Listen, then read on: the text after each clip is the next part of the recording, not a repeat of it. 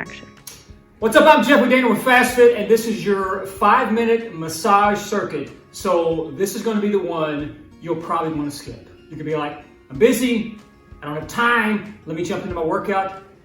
Arguably, this is the most important thing you could do every day, because if we don't massage the muscles around the joints, we're going to develop pain, and if you get pain, you're going to have to skip your workout. Can't have that happen. So I want you to prioritize that, and there's some tools to massaging. So basically some foam rolling 101. There's 101 different types of foam rollers, but you've got that. You've also got a tennis ball, softball type of ball action, and then a type of stick. I'm going to show you kind of how to use this, but there's essentially, let's talk about why. Why do we want to foam roll? Okay, your muscles develop stiffness and tightness, and what that does, it compromises your joints. So take, for instance, like knee pain. Knee pain, 90% of it is because of the tissues above and below the knee, the calves and the quads.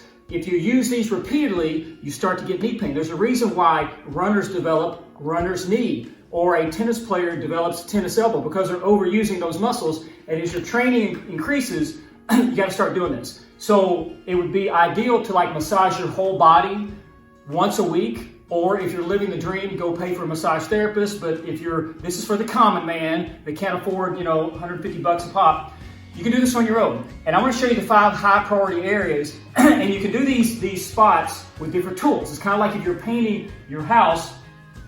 I consider the foam roller, the big roller brush. It gets a large area, big kind of a global part of your muscle groups. The tennis ball, or this is a peanut, it's basically a double tennis ball setup. You could do that will hit is kind of the small brush. It touches up and hits the spots that the big roller brush doesn't get. And there's also a place for a stick. Let's start with this. 5 areas. Be sure to check out the custom interval timer in the video description below. That'll automate these 5 moves. But then I want you on your off days to come and get some of the accessory areas that we're not going to miss. So number 1, you got to start off with your thoracic spine. This is, you have your spine, you got your cervical, you got your lower lumbar. We're dealing right in the middle, right around your shoulders, where we develop a lot of tension, because guess what? You don't sit at your desk like this, you don't stand like this, and you don't drive like this. You do all those positions like this. So we gotta massage that out, right in between the shoulder blades. And what you want to get is think of behind the ribs. You wanna elevate your hips up. Now this is gonna put your body weight into it, so if this is too painful, you may have to start with your hips on the ground.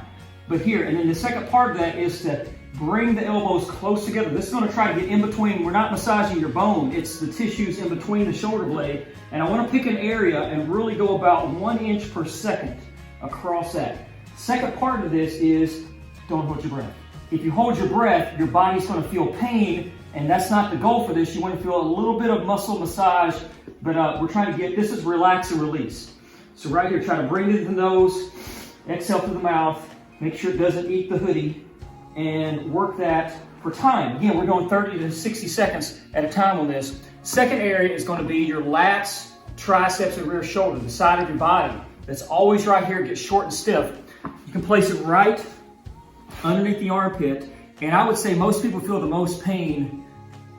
Jack, can put you on the spot. Is this probably the most painful area that you feel? Like if you're going to foam roll like this hurts. Mm-hmm. So don't aggressively start to scrub it. You want to kind of lay on top of it and work cross friction massage back and forth. You can get right in between the armpit. Try to release this, especially if you have pain in the overhead position, like you can't press overhead. It's because of this muscle right here.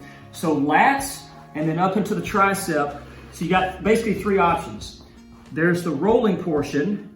I can work cross friction, and I can even find like 1 knot and rotate palm up, palm down. But you want to do both sides on these. And then number 3, there's 5 of these. You want to get into the pec and delt. Okay, so here's how you do it with the roller. I also show this with a ball, but you can get in right in this position. And this is where your chest meets your arm, your pec meets your delt. It's that pec minor. And I'm going to go with palm down and brush right across into that area. And this could be one of those spots that it's going to hit a large area across. You may not be able to get deep enough, especially if you have shoulder pain. This is where you want to get like a tennis ball or a peanut and get right in on that one spot. And you can't really roll as well, but it will get into the knots, like right there. Just let that muscle, let the ball sink into the muscle for about 10 to 15 seconds at a time. It'll give it a release. So big area, smaller area. Number 4 on this is your IT band, quads and IT band. Particularly the IT band is from hip to knee. This gets really kind of scuffed up. We use it a lot. It's a connective tissue, connective band that goes from hip to knee. And it can be very painful in itself. So what I'd recommend is start on one side, put this foot here to take a little bit of tension off.